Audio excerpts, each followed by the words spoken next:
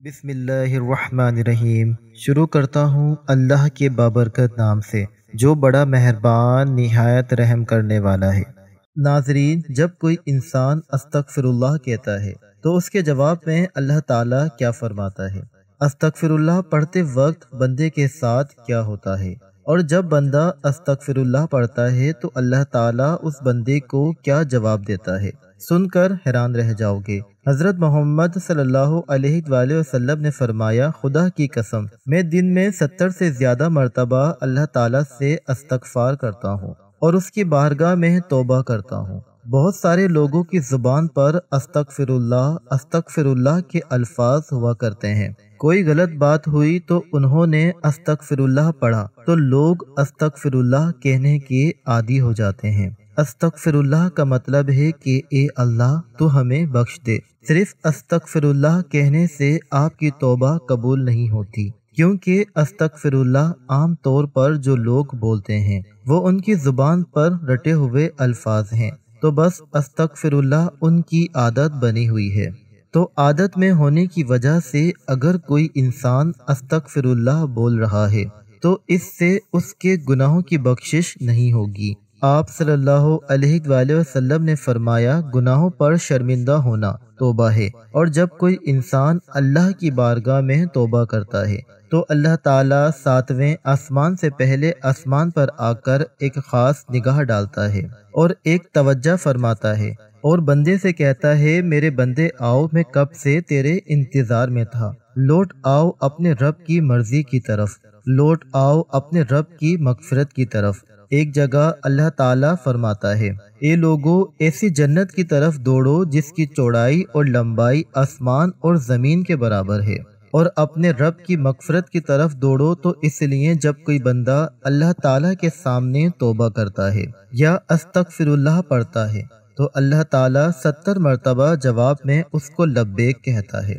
ایک شخص تھا جو 70 سال سے یا صنم یا صنم یا صنم کہتا رہا، اپنے معبودوں کو پکارتا رہا، تو ایک مرتبہ اس کی زبان پھسلی اور اس کی زبان سے یا صنم کی جگہ یا صمد نکل گیا۔ یا صمد اللہ تعالیٰ کا نام ہے جس کے معنی ہیں بے نیاز، تو اللہ تعالیٰ نے 70 مرتبہ اس کے جواب میں لبیک کہا۔ ایک روایت میں آتا ہے کہ 70,000 دفعہ اللہ تعالیٰ نے لبیک کہا، یعنی اے میرے بندے، تیرا رب حاضر ہے، کیا چاہتا ہے؟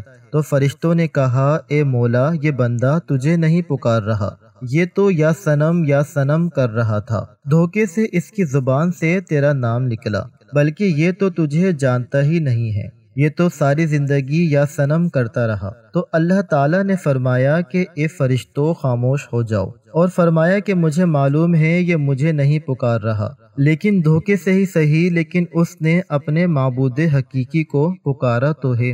اگر میں نے بھی اس کے سوال پر اس کو جواب نہ دیا تو پھر مجھ میں اور ان میں کیا فرق رہے گا جس کو یہ 70 سال سے پکار رہا ہے۔ کوئی بندہ دھوکے سے بھی رب کو پکارتا ہے تو اللہ تعالیٰ اس کے لیے ثواب بھی لکھتا ہے اور اس کی طرف متوجہ بھی ہوتا ہے۔ تو اگر ایسے ہی کسی انسان کی زبان پر استغفر اللہ جیسے الفاظ رہتے ہیں تو یہ بے فائدہ نہیں ہے بلکہ بہت اچھی چیز ہے، اور اگر انسان نے اس نیت سے استغفر اللہ پڑھا کہ اس نے جو گناہ کیے ہیں ان کی معافی مل جائے تو اس کے تمام گناہوں کو اللہ تعالیٰ معاف فرما دیتا ہے۔ جو استغفار کو لازم کر لے، اللہ پاک اس کی تمام مشکلوں میں آسانی، ہر غم میں آزادی، اور اسے وہاں سے روزی دے گا جہاں سے اس کا گمان بھی نہ ہوگا۔ استغفار سے دلوں کا زنگ دور ہو جاتا ہے، اپنے گناہوں سے توبہ کرتا ہے تو اللہ کریم لکھنے والے فرشتوں کو اس کے گناہ بھلا دیتا ہے، اسی طرح اس کے اعضاء یعنی ہاتھ پاؤں کو بھی بھلا دیتا ہے اور زمین سے اس کے نشانات بھی مٹا دیتا ہے، یہاں تک کہ قیامت کے دن جب وہ اللہ پاک سے ملے گا تو اللہ پاک کی طرف سے اس کے گناہوں پر کوئی گواہ نہ ہوگا۔ حضرت سیدنا حسن بصری رحمۃ اللہ علیہ کے پاس ایک شخص آیا، اس نے خشک سالی کی شکایت کی، آپ رحمت اللہ علیہ نے اسے استغفار کرنے کا حکم دیا۔ دوسرا شخص آیا، اس نے تنگ دستی کی شکایت کی تو اسے بھی یہی حکم فرمایا۔ پھر تیسرا شخص آیا، اس نے اولاد نہ ہونے کی شکایت کی تو اس سے بھی یہی فرمایا۔ پھر چوتھا شخص آیا، اس نے اپنی زمین کی پیداوار کم ہونے کی شکایت کی، تو اس سے بھی یہی فرمایا۔ حضرت ربیع بن صبیح رحمۃ اللہ علیہ اس وقت وہاں موجود تھے۔ انہوں نے عرض کی، آپ کے پاس چند لوگ آئے اور انہوں نے مختلف حاجتیں پیش کی۔ آپ نے سب کو ایک ہی جواب دیا کہ استغفار کرو۔ تو آپ صلی اللہ علیہ وآلہ وسلم نے ان کے سامنے یہ آیات پڑھی جن میں استغفار کو بارش، مال، اولاد اور بغات کی عطا ہونے کا سبب فرمایا گیا ہے۔ تو میں نے کہا، اپنے رب سے معافی مانگو، بے شک وہ بڑا معاف کر دینے والا ہے۔ تو تم پر موسلادھار بارش بھیجے گا اور مال اور بیٹوں سے تمہاری مدد کرے گا، اور تمہارے لیے باغ بنا دے گا اور تمہارے لیے نہریں بنا دے گا۔ جب بندہ کسی گناہ کو اللہ تعالیٰ کی نافرمانی جان کر اس کے کرنے پر شرمندہ ہوتے ہوئے رب سے معافی مانگے اور آئندہ کے لیے اس گناہ سے بچنے کا پکا ارادہ کرے اور اس گناہ کی تلافی کے لیے کوشش کرے، مثلا نماز قضا کی تھی تو اب ادا کرے گا، چوری کی تھی یا رشوت لی تھی تو بعد میں توبہ کے بعد وہ مال اصل مالک یا اس کے ورثہ کو واپس کرے یا معاف کروا لے، اور اگر اصل مالک یا ورثہ نہ ملے تو ان کی طرف سے رائے خدا میں اس نیت سے صدقہ کر دے کہ وہ لوگ جب ملے اور صدقہ کرنے پر راضی نہ ہوئے تو اپنے پاس سے انہیں واپس دوں گا۔ تو اب استغفار کی تمام تر اہمیت اور فضائل کے باوجود بعض بد نصیب شیطان کے بہکاوے میں آ کر توبہ استغفار کرنے میں ٹال مٹول سے کام لیتے ہیں۔ توبہ کا موقع ملنا بھی بہت بڑی سعادت کی بات ہے۔ بہت سے لوگوں کو توبہ کا موقع بھی نہیں ملتا اور وہ بغیر توبہ کیے اس دار فانی سے چلے جاتے ہیں۔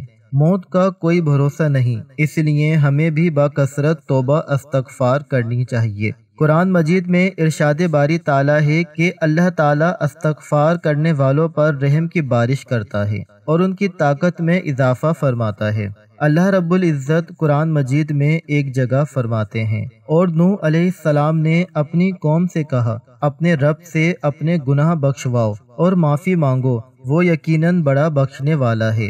وہ تم پر آسمان کو خوب برساتا ہوا چھوڑ دے گا اور تمہیں خوب پے در پہ مال اور اولاد میں ترقی دے گا، اور تمہیں بغات دے گا اور تمہارے لیے نہریں نکال دے گا۔ استغفار اللہ کی خوشنودی کا سب سے بڑا ذریعہ ہے۔ ایک احادیث مبارکہ ہے کہ اللہ پاک توبہ کرنے والے بندے سے اس شخص سے بھی زیادہ خوش ہوتے ہیں جس نے اپنا غم شدہ اونٹ پا لیا ہو۔ ناظرین، ہم لوگوں کو ہر وقت استغفر اللہ کہنے کی عادت ڈالنی چاہیے۔ اس کے علاوہ ہمیں چاہیے کہ ہم ہر وقت اللہ تعالیٰ کا ذکر کریں۔ اللہ تعالیٰ کی یاد سب سے بڑی چیز ہے۔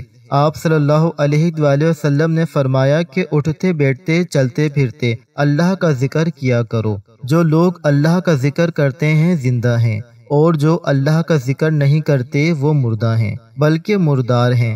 ہماری زبان ہر وقت اللہ کی یاد سے تر رہنی چاہیے، اور جب بندہ اللہ کا ذکر کرتا ہے تو شیطان چونکہ انسان کے دل پر اپنے پنجوں کو ہر وقت گاڑے رکھتا ہے، جب بندہ اللہ کا ذکر کرتا ہے تو پھر وہ اپنے پنجوں کو ہٹا لیتا ہے، اور جب وہ بندہ ذکر کرنا بند کر دیتا ہے تو وہ پھر اپنے پنجوں کو بندے کے دل پر رکھ لیتا ہے۔ تو اس لیے ہر وقت ہمیں اللہ کا ذکر کرنا چاہیے، درود پاک کی کثرت کرنا چاہیے، استغفر اللہ اور ہر ذکر کرنے والے الفاظ کو اپنی زبان پہ رکھنا چاہیے۔ ناظرین، اللہ پاک سے دعا ہے کہ اللہ پاک ہمیں گناہوں سے بچنے اور سچی توبہ کرنے کی توفیق عطا فرمائے۔ میرا سنانا اور آپ کا سننا اپنی بارگاہ الہی میں قبول اور منظور فرمائے، آمین یا رب العالمین۔ ناظرین، ویڈیو اچھی لگی ہو تو ویڈیو کو لائک کریں، شیئر کریں، چینل کو سبسکرائب کریں، اور کمنٹ باکس میں اللہ تعالیٰ کے 99 ناموں میں سے ایک نام ضرور ٹائپ کریں۔ اگلی ویڈیو تک کے لیے اجازت دیجیے، اللہ حافظ۔